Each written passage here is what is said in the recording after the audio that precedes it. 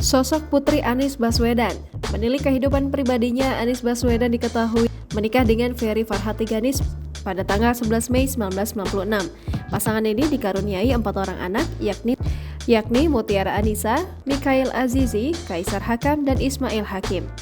Mutiara Anissa Baswedan, ia adalah anak pertama dari Gubernur DKI Jakarta Anies Rashid Baswedan. Simak profil Mutiara yang ternyata merupakan lulusan Fakultas Hukum Universitas Indonesia.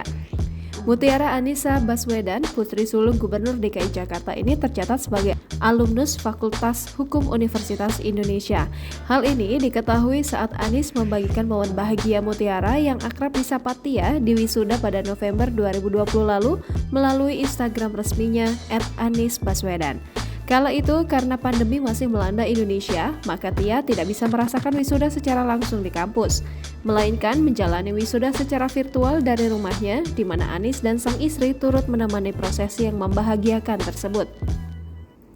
Dalam foto, Anies Baswedan tampak memindahkan tali pada toga wisuda Tia, sapaan akrab Mutiara Baswedan. Dalam caption, Anies Baswedan memberikan harapan setelah Tia di wisuda. Dikutip dari berbagai sumber, Tia memang memiliki segudang prestasi. Misalnya, dia sempat mengikuti pertukaran pelajar selama 1 tahun di Denmark pada 2014 melalui AFS dan Bina Antar Budaya. Tak sampai di situ, lulusan SMA Lab School Kebayoran ini juga pernah mewakili kampusnya Universitas Indonesia pada National Model United Nations pada 2018. Kemudian, pada 2019 lalu, Tia juga berhasil lolos seleksi program Youth Ambassador ke Amerika Serikat yang digagas Kedutaan Besar Amerika Serikat dan Kementerian Luar Negeri.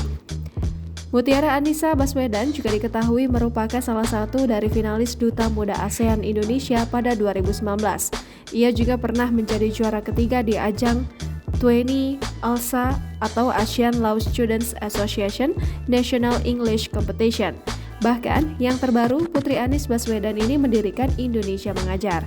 Lewat Indonesia Mengajar, para generasi muda terbaik bangsa akan ke berbagai daerah Indonesia untuk mengabdi sebagai pengajar muda di sekolah dasar dan masyarakat selama 1 tahun. Jangan lupa subscribe, share, komen, dan like ya!